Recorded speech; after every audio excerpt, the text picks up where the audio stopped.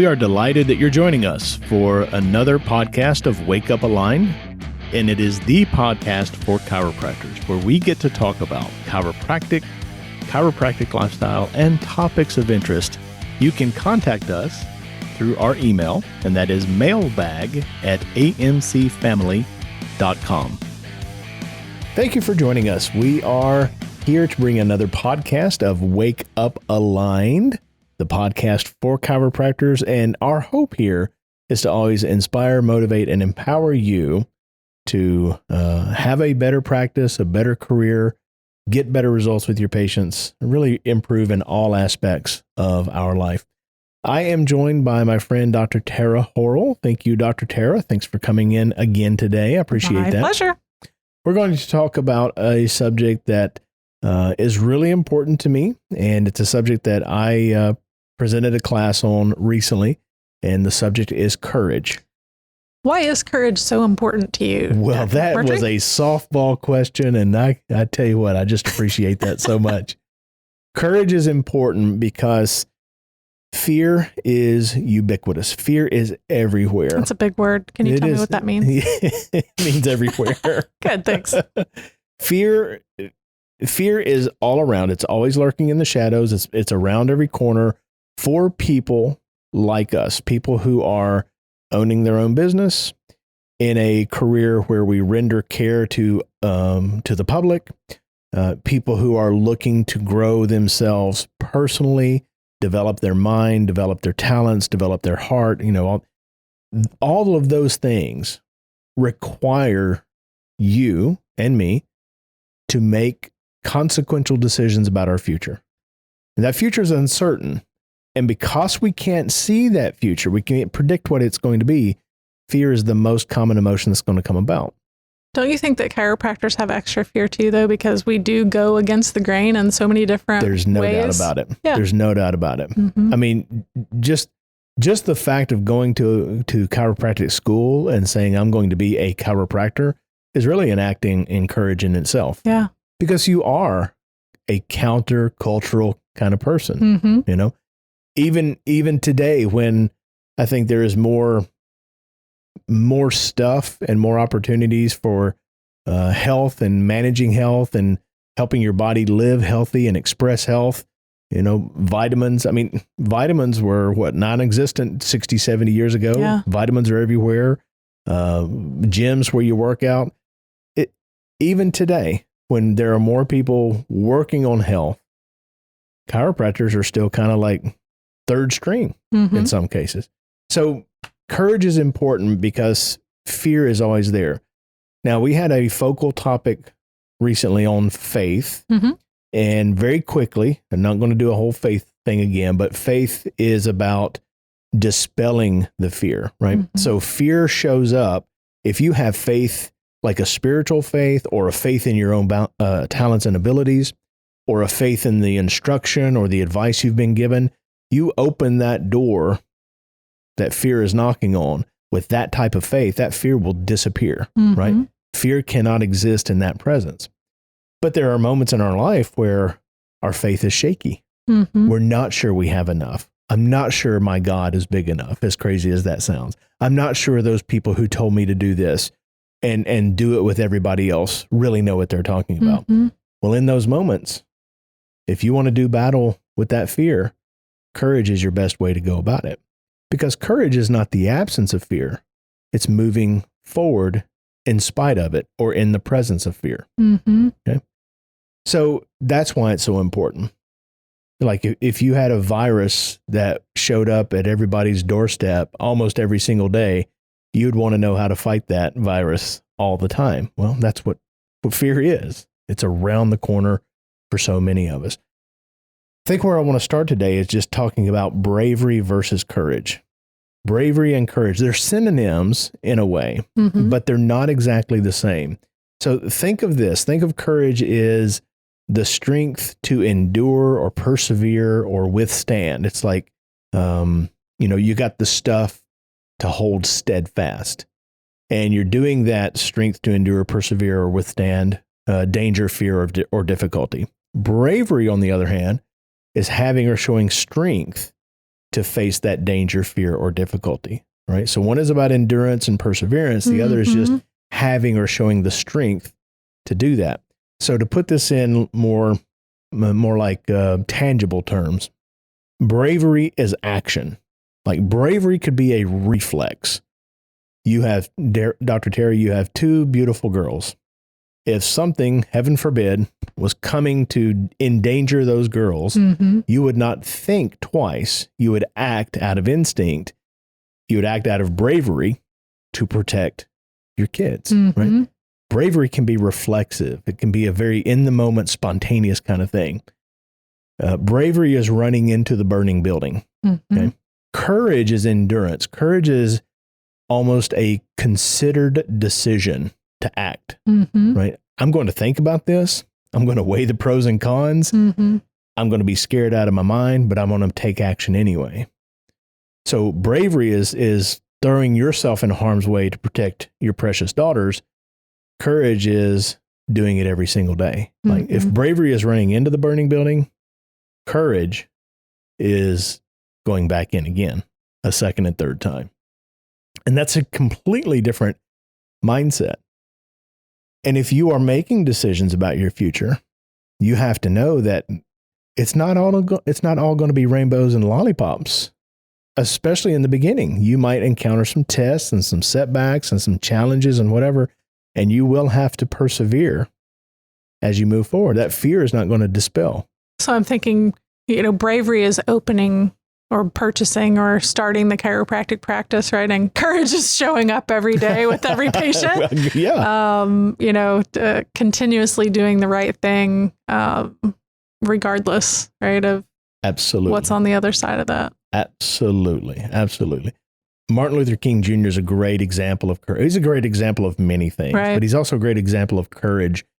I mean, if you've ever seen those pictures of Martin Luther King, like the still photographs or the videos of him leading a march, especially in these small southern towns around the town square or whatever, there's a crowd of people marching, but then there are crowds of people on the sidewalks. The mob, yeah. And some of the mob is there to cheer him on. Yay, we believe in you. Yay. The other is there to curse him out. Oppose him. Exactly right. Well, you almost always find him not in the crowd of marchers, but in the very front. And many times by himself. Like he is several paces out in front of everybody. And he's not doing that out of ego or arrogance or look at me. He got death threats every single day. Phone calls, mailbox, bricks and rocks, shout outs on the street. Like, we're going to come to kill you. Right. Not like, I hope you die. Like, I'm coming to kill you. Yeah. And yet he stood out in front of everybody. Spearheaded by himself. Now, anybody who can put a pistol in a pocket could be on that sidewalk. And a street is 20 feet across maybe? You can cover 10 feet of ground and put 2 or 3 slugs in somebody's chest before anybody has a chance to react to that. That's courage, right? That is him making a decision that I'm getting these death threats, but this purpose, this mission, this reason, this calling is so profound that I'm not going to cower away from that. And I don't think anybody's ever asked him this, but I would suspect he's almost out in front of like that to protect the people. If someone were to attack, right, at least those stray bullets wouldn't hit the crowd. Imagine that. That's courage. What's sad about that, what makes me feel really insignificant about that is I'm not getting death threats. You're not getting death threats. Chiropractors are not getting death threats. You know what we're afraid of? We're afraid of what somebody might think about us. Oh, you're about the money. Oh, you charge this. Oh, you want me to do those long care plans and you this. And we are in our own head about what they think. Right. The truth is, you don't know what people are thinking. And it's not your business. It's none of your business. And if you do their thinking for them, right, there's no way that possibly what they're thinking or not. And even if you were asked somebody, we live in kind of a polite society. Sure. So if I ask you, what do you really think about me? Face to face, you're probably going to say, oh, I find you to be, passable or acceptable or whatever it is. I really like you. But I might not say that to you too. Yeah, you might not say that. Most people don't say that to me. Just kidding. But in reality, that may not be true at all. Mm-hmm. They may say one thing to your face and think something else and say something else to somebody else. It's a prison of our own doing to keep ourselves in confined and chained because of what somebody else might think. Mm-hmm. There's no courage in that at all. Yeah. Right. If you were getting death threats, okay, I understand. You stay in your house. Mm-hmm. Don't step out on faith. No, don't put yourself at risk. But just what somebody thinks about you. Mm-hmm. And again, we're talking about chiropractors. You already know going into this, most people have no idea what you really do and what it's really all about. So there were people back years ago, right? Actually, one of my mentors back in Illinois was one of the people that was jailed for practicing medicine without a license, right? Back in the early days of chiropractic licensing. It's interesting because those people were not people that didn't have families. They were not people who were single and didn't have responsibilities. Those were people with families. Mm-hmm. Those were people with businesses. Were people whose livelihood were perhaps not going to survive them being away from them for long periods of time, but they did what they had to do anyway. And what do you think pushes people to that point of courage? Right. What do I think? What did your research show? Well, a lot of it is about purpose and mission and standing up for a cause. I got 6 types of courage, and some of that will come clear as we go through that. But that's a great illustration because I remember people of slightly a generation older than me, but not like so old. It's like, this is BJ Palmer telling me. Right. People chose to go to Louisiana. That was the last state to legalize or accept or whatever chiropractic. Chiropractors graduated school and chose to go there, not because it was easy, but because it was needed. Because of the fight. Yeah, because of the fight. To take it on. That's courage. I don't know if I would have that type of courage in this day and age, I would hope so. But that's a great illustration because that is courage for sure. So I want to talk about those 6 types of courage. I think that question was really answered by some of the things that we'll cover here. But I also want to say you can trick your body into thinking that you have courage. Like if you're nervous, you can control your voice. Because when I'm nervous, I'm typically going to talk like this and my voice is going to go emotional, nervous, that kind of. So if I slow down and I focus on my breathing, talking low and slow, that actually has a psychosomatic or visceral response in my body. It actually calms me down. So that principle can be applied to a lack of courage. You get it not in your car, but in a place where you can stand up. You stand up and do the Superman pose, right? Superman pose is your feet are shoulder width apart. You've got your hands, in a fist, and those fists are on your hips, and your chest is out, and you're turning your head. If you stand like in a Superman pose for 30 or 60 seconds, your body will actually think you have courage. So if you are listening to this and there is a fear point or something that I'm not so sure I can do that, stand in a Superman pose and then make a decision about it. Right? Little pro tip from me to you. You can use your body to control your mind, and you can use your mind to control your body. That was a very valuable lesson that our mentor taught us. The 6 types of courage. Number 1 is physical. Physical courage is about putting your body in harm's way. When you think about that, you think about soldiers, you think about firefighters, maybe even childhood kids who are, willing to finally stand up to their bullies, right? You may pay a physical price for this, but you're going to do it anyway. Maybe more relevant to our situation, is somebody who is trying to get on an exercise program, right? You're going to put your body through some pain, but you're going to take courage to do it anyway. You're going to have that first workout. It's not going to be bad, but that next morning, especially if you're my age, it's going to be very rough, and you're going to do it all over again in the next, 24, 48 hours. Physical courage. Shout out to you, though. You told me you just set a personal record. I did set a personal record. That's courage. I walked to the buffet and back without losing. It. For real. Give Dr. McMurtry a big pat on the back. He did just set a personal record today in his physical health. I appreciate that. And that's embarrassing to talk about me, but I do appreciate it. I can't find a lot of examples in the chiropractic practice that talk about physical courage, because I'm not putting my body at risk to tell a patient what they need. In my career, I never had anyone strike me, slap me, spit in my face, hit me, right?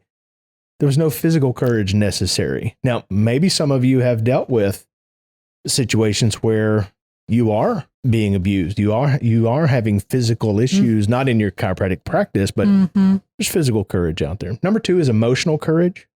Emotional courage is the courage to confront and deal with your feelings in a healthy and productive way. Dealing with your feelings in a healthy and productive way. It doesn't say that you're not going to have bad feelings or bad days. You are. You're living a life like the rest of us. But you have to deal with those in a constructive way. Here's an example. So you have a heated fellowship with your spouse, your favorite pet passes, your mother and father pass away, right? Really, really emotional events. Do you just tell all your patients that week, hey, I can't come in, I'm not helping? Is that fair to them? No. You control that emotionally. You harness that and put it in a proper place and deal with it when you can, and come to your office and serve. You treat the office as the sanctuary, and it will become that. Having had that journey myself on death in the family, I can attest to that. So you treat the office as a sanctuary. Gives you some time to really worry about the concerns and issues of other people, and fully invest yourself into them.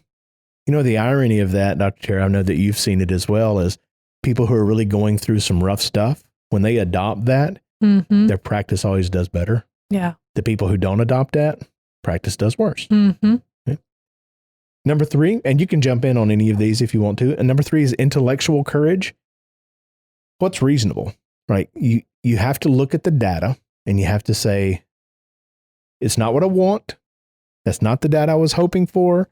But the data is what it is, and I have to make a decision about it. And many times those decisions aren't the easiest or the most comfortable. It'd be like you're looking at your own, first of all, keeping your own statistics. That's for right. those of us who don't like to do that, right? That's right. And then actually looking at them and being non-emotional, right? That's right. And being able to go, okay, the reality is I am not doing X, Y, or Z. That's right. That needs to be done. And then moving ahead to do that. We see this with patients too. Sometimes patients were going to show their diagnostic imaging. Hey, I've got your diagnostic imaging. I understand what's wrong, causing your problem. Would you like to see your films? Well, I don't know. I'm better off not knowing, probably, right? The less I know, the better. Yeah. They're trying to say, that scares me. I don't have the courage to deal with the intellectual data that's coming at me. Great point on, your stats. And if you're not keeping stats, my goodness, how would you know how to make a decision? Is it by the feelings or the whims of the day? Tell you where I see this being applied or not applied is when it's time to raise fees, when there's the decision to remain or get out of insurance networks. Oh, yeah. Yeah. People wanting a wellness-based practice and not even knowing what their patient visit average is. Right. Or what a patient visit average is. Or what that stat even means. So you have to look at that data and be able to make the decisions based on that, not based on, well, this is what I would really like to do. Right? That data is your driver. That's intellectual courage. Social courage is like courage in the social situations in society, standing up for yourself, standing up for others in society. I know chiropractors who are actually stronger with social courage for their patients than they are themselves. Mm-hmm. Like, I will stand up for my patients. Like, you can say whatever you want to about me, but you're not going to say that about my patients. Or you're not going to treat my patient. MD, you're not going to try to jerk this patient from my care. Right. I was like, where did that come from? Mm-hmm. Like, my wife, very, very calm, would not rock a boat. But if she sees you abusing an elderly person, abusing a child, abusing a dog or an animal, the claws are coming out, right? That's social courage, standing up for yourself, standing up for other people. And when I thought about that when applied to the chiropractic office or the chiropractor, I thought about our mentor again. This is a quote from him, and he made us say this: I will never let anyone put me or chiropractic down. I will never let anyone put me or chiropractic down. He wasn't trying to get us to be arrogant and egotistical or look for battles. Bullies. Yeah. He was just trying to get us to not cower. Right. So many of us tend to be intimidated by the MDs for whatever reason, right? I would love to reach out to MDs and say, hey, this is what we do and this is how we can help. And when your patients could benefit from this. Yeah, I think it's funny. I've had conversations with people that said, well, within your group, you always like to refer to people as doctor. I mean, I see this as how many people come out of school. This is an example, right? How many people come out of school and they're so afraid as a chiropractor to be Dr. Right. Whoever, right? Dr. Tara or Dr. Horrall. And it's they have to take that point of courage to even step out, right? And not be intimidated. And I think that's why Dr. Owen was so intentional about doctor, I'm Dr. Whoever, is because we tend to hide behind and not want to, we want to remove our own authority is what it boils down to. So taking courage to step into your own authority and be who you actually are. It's not like you're calling yourself something you're not, right? Like you've just decided. The great guru. Right, exactly. No, you really are a doctor. Let's own that. Let's have, take courage in that and really move forward in that authority. Great example. I love that. That's awesome. Number 5, there's moral courage. Moral courage. This is defined like in your beliefs and your ethics, basically what is right. Now, we all have our own version of morality. I think most people have similar types of keynotes in that morality, but you don't want to violate your own ethics and morality. You should never violate that. And you need to be able to stand up for that. For some, that's a courageous point. That's a courageous moment. So again, seeing this applied or not applied in a chiropractic office, how many people have I worked with through the years who are guilty as sin, as my grandma used to say, of prejudging people and recommending the care that they thought they would accept, not necessarily what they needed. Right? I know that you've seen that too. Oh, yeah. I have had battles with people on overutilization, and I completely agree. If Dr. Tara, if your clinic is, losing $2,000 a month compared to overhead, there's not going to be any moment that I say, well, you just inflate the care for somebody and you cover that expense. And, that's how we get through this. Right. That's a non-negotiable because that's violating an ethical, moral principle of your life. Okay. But the other side of that coin is also not true. Underutilizing. Giving them less than what they really need. Giving them less than what, it's just as bad. It's two different sides of the same coin. And I see people get virtue wrapped around them, nobility wrapped around them because, well, I would never do those re-examinations because that's just whatever. But bull, you know what? Baloney. Baloney. There we go. if you're going to fuss at overutilization, we're all going to have an agreement that, yes, that is not proper. We don't want to do that. Can we at least be honest with ourselves about underutilization and having courage in that moment? Pretty big sticking point for me. Why so? Underutilization. Well, I mean, if you really think about it in moralities, in the terms of morality, you're getting money from the patient. You're giving them less than what they need.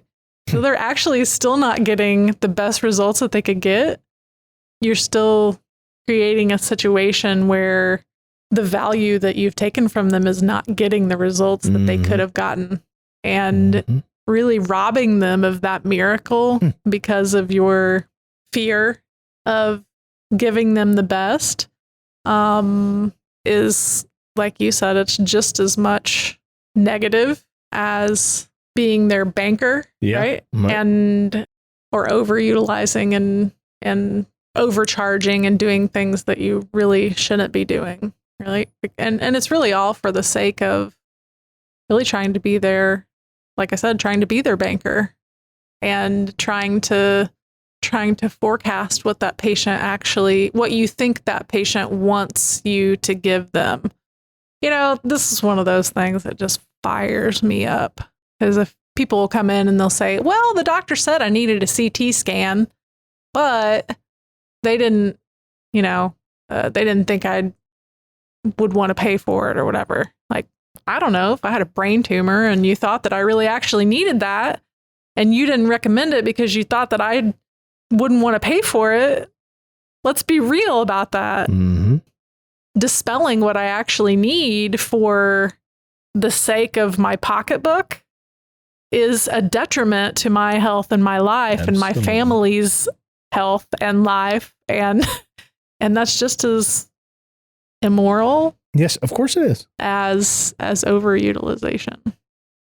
That underutilization virtual play, right? That virtue signaling about underutilization. Like you're the standard bearer for everybody because of that. That's a very cheap paint job on a very corrupted house. Yeah. A rotting house because you have fear about money and being thought of as being money grubbing. That's all that is, right? That's all that is. I don't want my mechanic making those decisions for me. You tell me what my car needs so it can be safe for my family. I will decide if it's worth it or not. Yeah. But don't you make the decision for me, right? All right, last one here, and that's spiritual courage. Of course, spiritual, we think about spiritual and God and, universal intelligence, but really for the chiropractor, I'm thinking about your innate and your creative flashes and your gut feelings and your little voice. Many times it takes a lot of courage to listen to that little voice. That in my world, that's God within us, telling us, encouraging us, imploring us to be the person that he wants us to be. And that's not an easy journey, right? I am not promised comfort in my walk with God, but I'm promised that if I lean into him, he will mold me. Yeah. Right? So what is that whisper in your life, chiropractor? Right? Listener, what is that whisper in your life that will not be extinguished? You need to pay attention to that. And if it scares you, if it gives you some fear, if it makes you think, well, I'd have to take courage to do that, it's probably the right one, right? That's the one you should be paying attention to. Reminds me of a message that someone that I mentor sent me this week about taking the courage to, this person's really struggled with an associateship, if you want to call it that, a position that they took at a Fortune 500 franchise of chiropractors. I love how we're avoiding any liability issues with that phrasing. And, the frustration with really not being able to give those patients continuity of care and really feel like she's able to give them her best. And she struggled with it since the day she walked in the front door of that place. And, anyway, I won't go too much into detail, but this week I got you know what? I'm breaking free of that. That is not in my integrity to do that any longer. And, she's really having to take some spiritual courage and listen to those, not just the whispers, her innate and her Holy Spirit were screaming at her from the get-go, like, this is way off base here and you need to run for your life. And, she's, I'm proud of her for taking courage despite the fear in that. Awesome. Well, I hope whoever that is listening and she's recognizing her shout out. That's her. Yeah. Yes, that's absolutely right. So let me wrap it up with this. Courage is about facing those fears, your fears, and being scared, but doing it anyway. That's the essence of this whole message. It's basically doing what others would not dare. Imagine if every chiropractor had that on their mirror every single day. I dare to do what others dare not do. What an amazing future that person would have. What amazing future our profession would have. You asked me, why was this important? Or, why do I want to talk about this in the beginning? I want every single chiropractor to live their dreams, live their potential, serve up to their capacity to serve. I want them to walk in abundance daily on that. It's very important to me, right? You know that from knowing me so long. Well, if they will take faith and apply that when fear shows up, or use courage when faith is not quite enough, then every single person who leans into that and invests in it will have never, ever in their future, will never have another fear-based limitation for the rest of their life. What a world that would be. What a world that would be. Amen. So that's why this is important, right? Because it's all around us, the fear. It's around every corner. It's around every decision. But you have faith, and where faith isn't enough, you can take courage. And for the rest of your life, whether you're listening to this in your 20s or you're listening to this in your 60s, doesn't really matter. For the rest of your life, you will never have a limitation born out of fear. Thank you for joining us on this message of courage. I hope that this will help you, and I hope that you'll use this. If you need somebody to help you with your courage, if you need somebody to help you with your courage, Aligned exists for you. You can reach us through our mailbag, and that is mailbag@amcfamily.com. Until we talk next week, God bless. Follow our show. You can share it with friends, of course, and we'd love for you to contact us at mailbag@amcfamily.com. In addition, you're always invited to attend or join us at a summit. Of course, registration is required. And we would love for you to check out the loads of free content we provide to social media every single week. Until next time.